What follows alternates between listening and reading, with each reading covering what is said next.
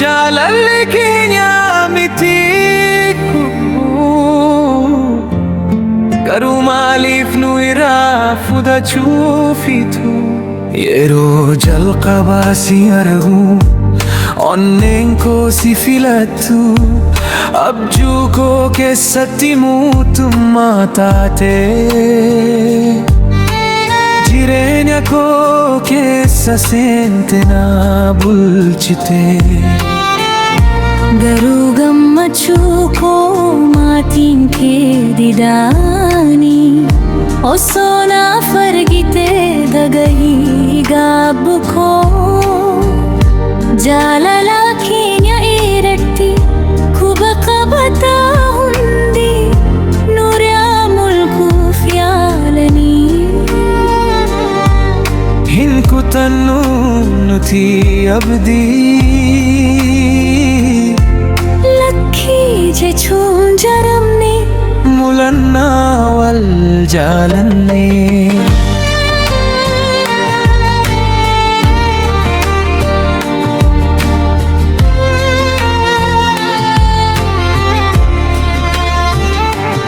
Ani si jaalladhe dhugumaan onnee koo guutuun si filate garuu maatiin koo na jedhu daandii kana irraa deebi'i. Maaliif jaalala keenya koru maaliif walirraa nu fageessu onnee wal filatte keessa Eeyyutu wal jaallachuu dhorkuu danda'a. Imimmaan koo dhoksee halkan keessa si yaada sagalee kee dhaga'uu dhabnaan onneen koo ni caccaba. Jaalala keenya maaliif tuubita onnee keenya maaliif madeessitan wal filanne wal jaallanne maaliif addaan nu baaftan. jaalalli keenya dhugaadha sobaan keessa hin dhalanne nu lamaan wal barbaadna maaliif walirraa nu kutta.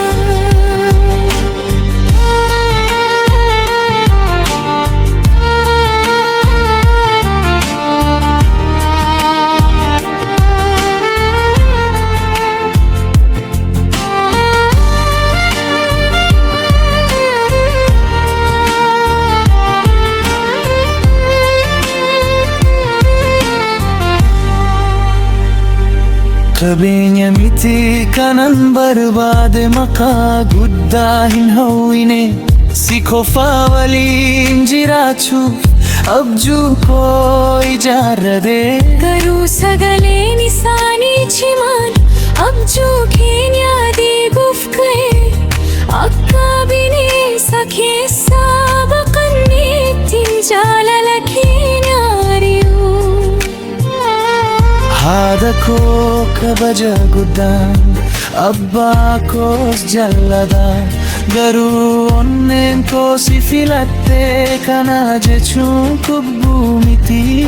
Yoo walirraa nu fageessan yaadni keenya bira jira fageenya qaamaa haa ta'u malee onnee keenya wal bira jira.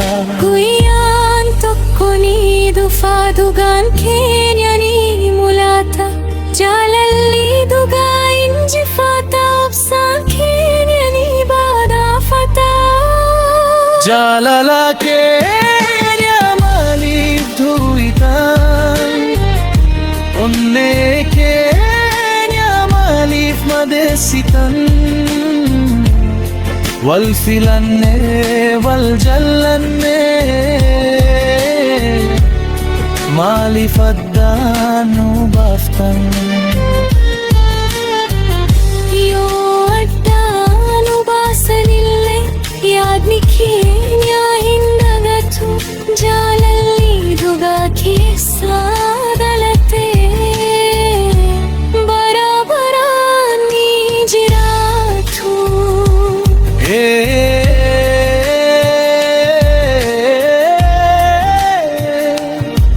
Onnen jaalate hindabatu Siif jechuun